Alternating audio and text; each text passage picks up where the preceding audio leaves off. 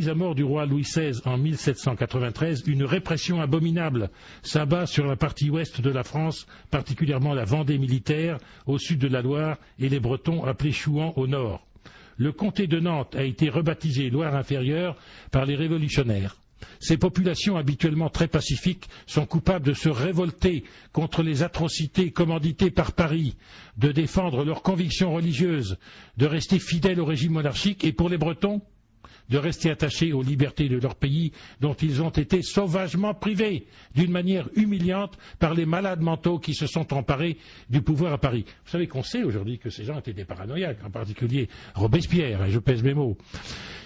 Écoutez bien cela. Des crimes sans nombre sont commis par les soldats français sur les ordres réitérés de Paris. Les abominations commises dépassent, sans aucun doute, par leur caractère monstrueuse, celles causées par les criminels de guerre du siècle dernier. On voit de qui je veux parler. Des hommes sont émasculés, d'autres sont coupés vivants en morceaux, d'autres sont jetés dans des fours, dans des brasiers ou dans des chaudrons d'huile bouillante. La graisse humaine est récupérée pour lubrifier les canons, les roues des charrettes, les fusils. Ceux qui cherchent à s'enfuir ont les bras et les jambes coupés.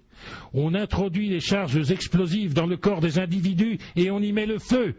Les femmes sont violées en série, si possible collectivement et devant leur famille. On les embroche avec des fourches alors qu'elles sont vivantes. Mieux, pour empêcher cette vermine, et c'est le mot qui apparaît dans les textes à l'époque, de se reproduire, on éclate avec des fusils leurs organes génitaux. Les enfants sont des proies de choix. On les tue sans pitié, souvent devant leur mère, parfois en les écrasant comme des insectes. On rapporte un cas atroce, celui d'un enfant au sein, transpercé par la même baïonnette que sa mère, sous les applaudissements du commandant. Écoutez ceci.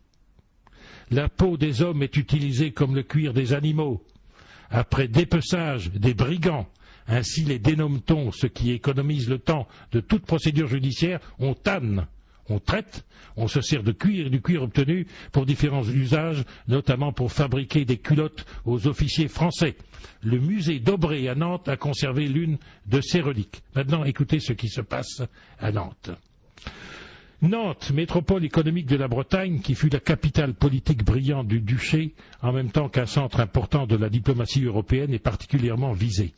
Les agissements du sinistre Carrier, en Loire-Inférieure, département éminemment breton, sont restés célèbres.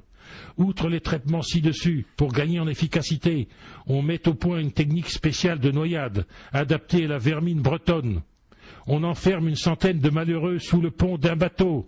On condamne les sorties, on coule le navire dans la rivière, on perfectionne le procédé, on jette par centaines des habitants, non sans les avoir brutalisés avec une cruauté inhumaine, dans des barges qui s'ouvrent par le fond.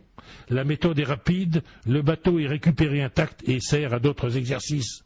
Des hommes et des femmes sont liés ensemble avant d'être jetés à l'eau. C'est la technique dite du mariage révolutionnaire. Des noyades pour enfants sont organisées.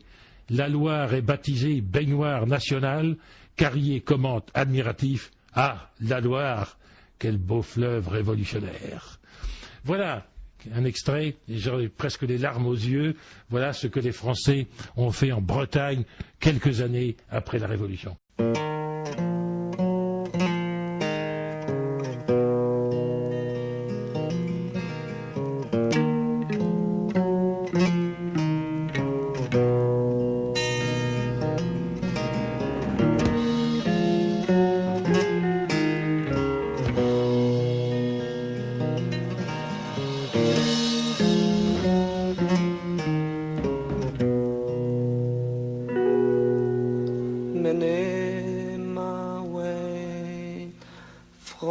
Frances Lawrence, menez ma way.